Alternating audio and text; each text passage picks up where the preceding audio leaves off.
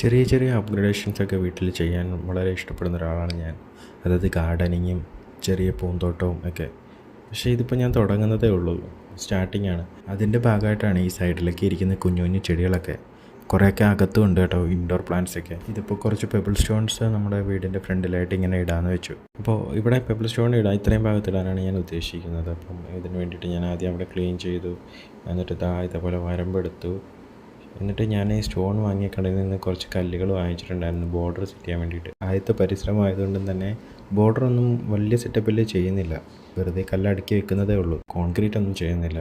അപ്പോൾ എല്ലാം ഞാൻ തന്നെയാണ് ചെയ്യുന്നത്. അപ്പോൾ ഇതാണ് സ്റ്റോണിന് നല്ല ചെളിയുണ്ട് കേട്ടോ. സ്റ്റോൺ ഞാൻ 200 കിലോയാണ് വാങ്ങിയത്, അതായത് ഒരു സ്ക്വയർ ഫീറ്റിന് 5 കിലോ വെച്ചിട്ട്. സ്റ്റോണിലാണെങ്കിൽ അത്യാവശ്യം നല്ല രീതിയിൽ ചെളി ഉണ്ടായിരുന്നു കേട്ടോ. ഞാൻ ഇട്ട് കഴിഞ്ഞിട്ടാണ് ഇതേപോലെ വെള്ളം ഒഴിച്ച് കഴുകി കഴിഞ്ഞതിന് ശേഷം ഇതേപോലെ ഞാൻ കുറച്ച് വൈറ്റ് സ്റ്റോൺസ് അവിടെ നിന്ന് വാങ്ങിയിട്ടുണ്ടായിരുന്നു, അതിങ്ങനെ ഇട്ട് കൊടുത്തു, വെറുതെ ഒരു ഭംഗിക്ക്.